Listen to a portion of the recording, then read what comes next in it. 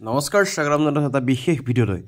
ADRE grade 3-4 Assam police driver পোষ্টৰ বাবে যিসকলে অতি আগৰে বাচ্চা আছিল তেওঁলোকৰ ফলাফলৰ দিন অতি শীঘ্ৰে আহি পালে আৰু এই কথাই ঘোষণা কৰিলে মুখ্যমন্ত্ৰী ডক্টৰ হিমন্ত বিশ্ব শৰ্মাই গতিকে বিশেষ দেৰি নকৰো আহক আমি আলোচনা কৰো ইয়াৰ নিশ্চয় আপোনালোকে দেখিব পাইছে the wait is over result dates of ADRE grade 3 and grade 4 কাৰণে 7 মাৰ্চ তাৰিখটো অসম পুলিচ এএছআই কাৰণে 6 মাৰ্চ তাৰিখটো আসাম পুলিচ কনষ্টেবলৰ কাৰণে 12 মাৰ্চ তাৰিখটো চিএমঅ অফিচৰ পৰা দিয়া হৈছে গতিকে চিএমএ লাইভ যোগে নিজৰ ফেচবুক পেজত জনাইছে এই গোটেই বক্তব্যটো আপোনালোকৰ সন্মুখলৈ লৈ আহিছো চাওকচোন এবাৰ যে এডিআৰই ৰিজাল্ট কেতিয়া দিব এডিআৰই ৰিজাল্ট 7 মাৰ্চ শুক্ৰবাৰে আমাৰ গ্ৰেড 3 আৰু গ্ৰেড 4ৰ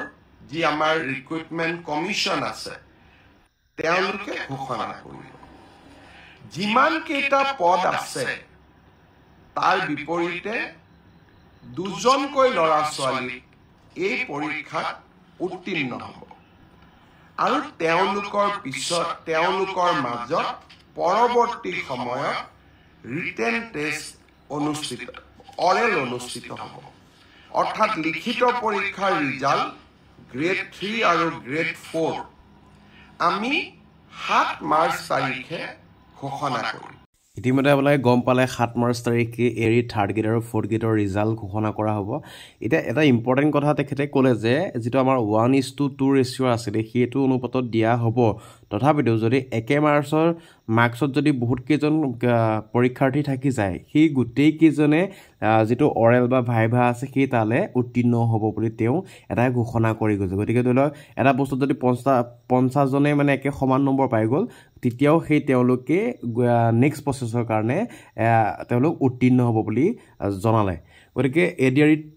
যিসকলে পাছ নকৰিলে তেওঁলোকৰ কাৰণে ভাল খবৰ দিছে মুখ্যমন্ত্ৰীগৰাকীয়ে এডিআৰই 3.0 বা অৰ্থাৎ শেষৰ ফালে বিজ্ঞাপন মুকলি হ'ব বুলি তেখেতে জনাইছে গতিকে অসম পুলিচৰ ওপৰতো বহুত কেইটা ঘোষণা দিলে অৰ্থাৎ ৰিজাল্ট কেতিয়া দিব সকলো কথা আহকচোন আমি ভিডিঅ'টোৰ সবিশেষ জানো সাব ইন্সপেক্টৰ আমাৰ ইউবি এবি কমিউনিকেশ্যন এই তিনিটা ক্ষেত্ৰত অসম আৰক্ষীয়ে সাব ইন্সপেক্টৰ পোষ্টৰ পৰীক্ষা পাতিছিল ইয়াত পদ আছিল 203টা ইয়াৰে ইতিমধ্যে লিখিত পৰীক্ষা হৈ গ'ল আৰু এই লিখিত পৰীক্ষাত যিসকলে উত্তীৰ্ণ হ'ল যিসকলে কাট অফ নম্বৰ পাবলৈ সক্ষম হ'ল তেওঁলোকৰ তালিকা 6 মাৰ্চ তাৰিখে আৰক্ষী বিভাগে প্ৰকাশ কৰিব 6 মাৰ্চ তাৰিখে লিখিত পৰীক্ষাৰ ৰিজাল্ট হোৱাৰ লগে লগে পিএছটি আৰু পিইটি আৰম্ভ হ'ব আৰু পিএছটি আৰু পিইটিৰ এডমিট কাৰ্ড আপোনালোকে 9 মাৰ্চত ডাউনলোড কৰিব পাৰিব আৰু পিএছটি আৰু পিইটি 17 মাৰ্চৰ পৰা আৰম্ভ হ'ব এয়া হ'ল অসম পুলিচৰ সাব ইন্সপেক্টৰ ইউবি এবি আৰু কমিউনিকেশ্যন ইয়াৰ বাবে যি পৰীক্ষা হৈছিল সেইটো হ'ল constable UB constable AB constable communication আৰু sub officer fire and emergency service কনষ্টেবলৰ ইউবিত পোষ্ট আছিল 1760টা কনষ্টেবল এবিত পোষ্ট আছিল 2301টা কনষ্টেবল কমিউনিকেশ্যনত পোষ্ট আছিল 466টা ইয়াৰে ৰিজাল্ট অসম আৰক্ষীয়ে 12 মাৰ্চ তাৰিখে ঘোষণা কৰিব অৰ্থাৎ কনষ্টেবল ইউবি এবি পৰীক্ষাৰ প্ৰথম ৰিজাল্ট 12 মাৰ্চ তাৰিখে প্ৰকাশিত হ'ব ইয়াৰ পিছত আপোনালোকে নিজেও জানে যে এটা লিখিত পৰীক্ষাত আমি অৱতীৰ্ণ হ'ব লাগিব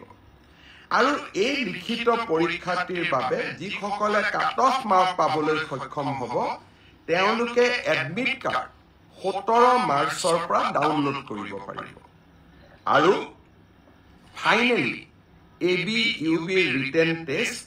23 মাৰ্চত অনুষ্ঠিত হ'ব গতিকে নিশ্চিতভাৱে গম পালে যে আসাম পুলিচৰ যিসকলে কনষ্টেবলৰ কাৰণে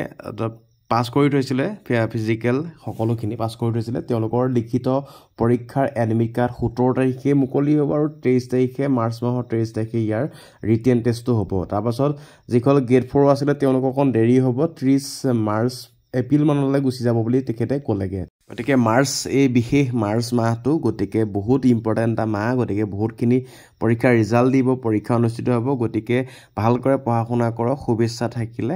গতিকে পৰীক্ষাত পাছ হৈ সফলতা অৰ্জন কৰিব বুলি আমি আশাবাদী গতিকে ভিডিঅ'টো চোৱাৰ বাবে বহুত বহুত ধন্যবাদ